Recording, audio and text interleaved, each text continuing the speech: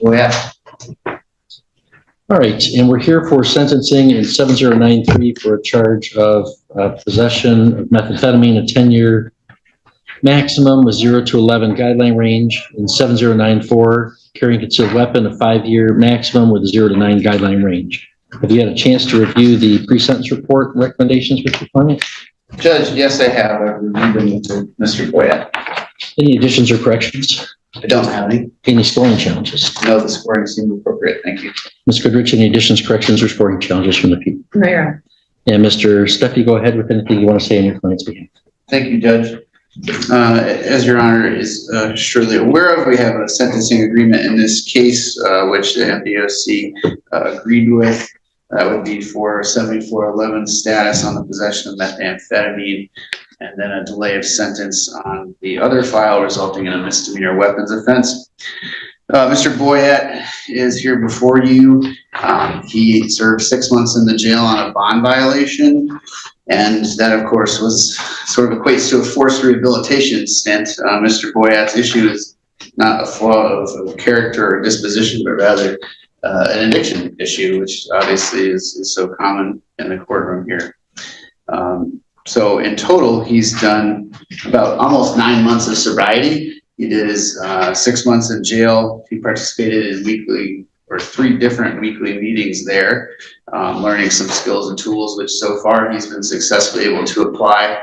He's been sober for about 80 days outside of custody, and to my knowledge has not had any issues testing or on bond.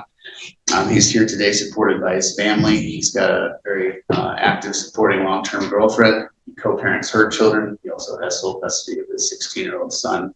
He's got a full-time job as a delivery driver and looking to expand his territory and hours. So I think he's situated to prove himself to you, and I ask that you go along with the sentencing agreement. Thank you. All right, thank you, Mr. Steffi. Mr. Boyette, you don't have to say anything today, but you're welcome to. Is there anything you want to tell me or no? Yes, Your Honor. I realized that what I did obviously was illegal, and that's what put me in the position I'm here today.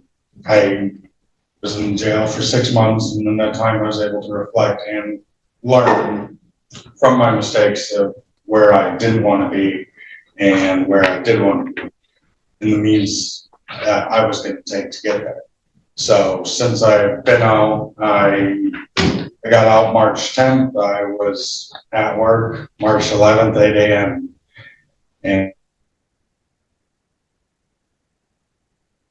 And might as well, I have cut out anybody from my life who does or did anything from before, and now I'm just with family and very few friends.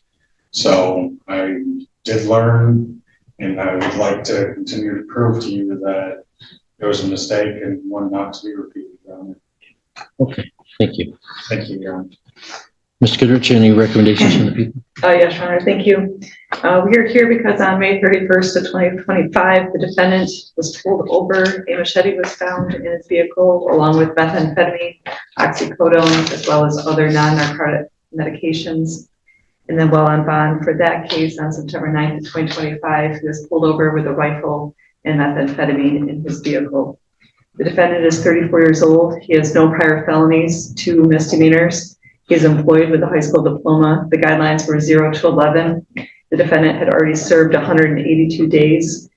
When he was released and placed back on bond, there has been no further violations. So we'd ask the court to follow the plea agreement for no further immediate jail. And I agree with the PSI recommendation for the 18-month probation period to address the substance abuse issues here. Also, lastly, as to the weapon, the long rifle, we are in the process of returning that to Daniel Oswald II. We're just working with him on producing some paperwork showing ownership, and that will be returned. Okay, so you don't need the judgment of sentence to reflect any weapons disposition. You're handling that? Yes. Okay. You agree with that, Mr. Steffi? The judgment doesn't need to address that? I do agree. Thank you. All right, thank you. Mr. Boyette, would you please stand with your lawyer for the court sentence? Well, Mr. Boyette, you have no prior felonies, 2 misdemeanors. You do have some positives in your life that you and your lawyer have outlined here, and I've seen in the pre-sentence report. Just the only thing I'll tell you is, methamphetamine is a difficult drug to manage. And so it's a hard drug to dabble with. So some of the good things you've got going on, those would disappear pretty quickly if you continue down that path. People think that they can manage that, and I've yet to meet those people. It falls apart. So I hope that you continue on a path of sobriety from that.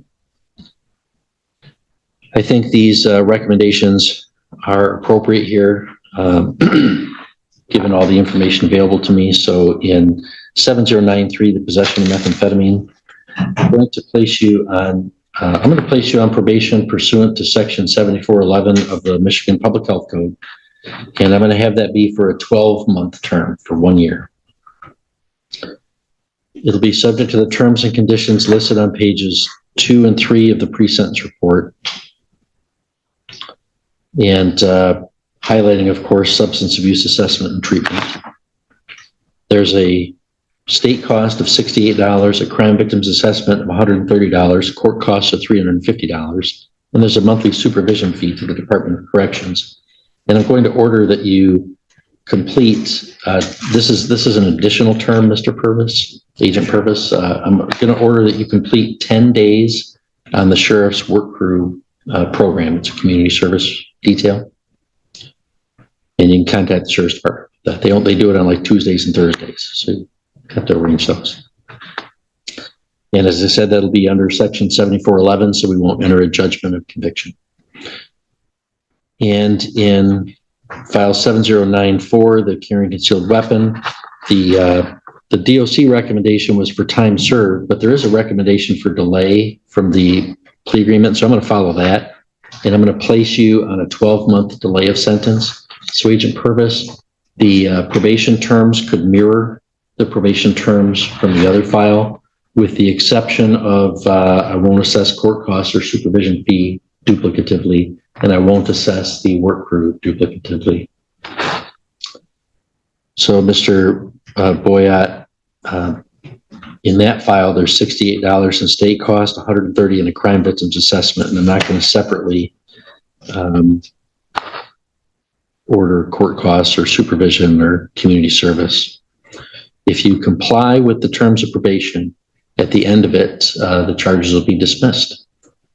If, on the delay, it's a misdemeanor at the back end of it. Okay. And on the 7411, there's a dismissal.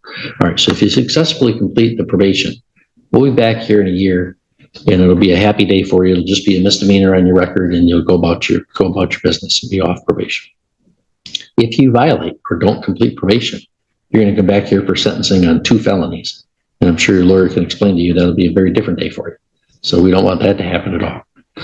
So I'd encourage you to cooperate with Agent Purvis and make sure things are pointing in the right direction in your life. Okay. You are eligible for early discharge from probation on the 7411.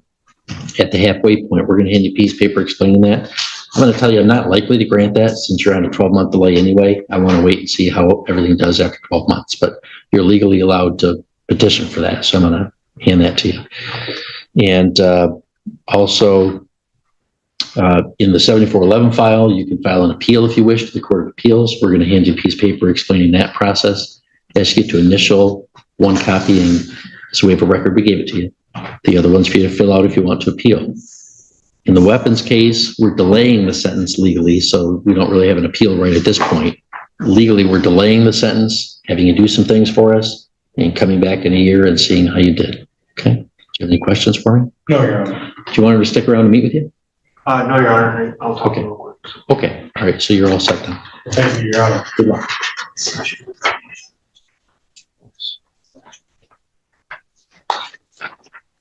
Okay, thank you, Mr. Steffi. Thank you, Judge. See you. Have a good day.